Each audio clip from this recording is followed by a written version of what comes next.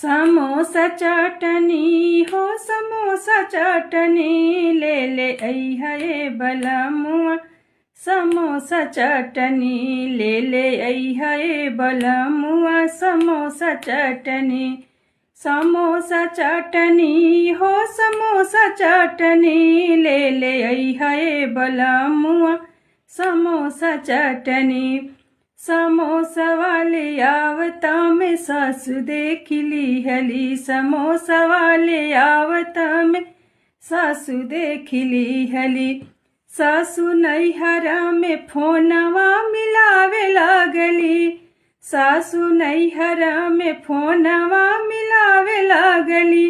हे समोसा चटनी हो समोसा चटनी ले ले अइहा ए बलमुआ। समोसा चटनी ले ले अइहा ए बलमुआ।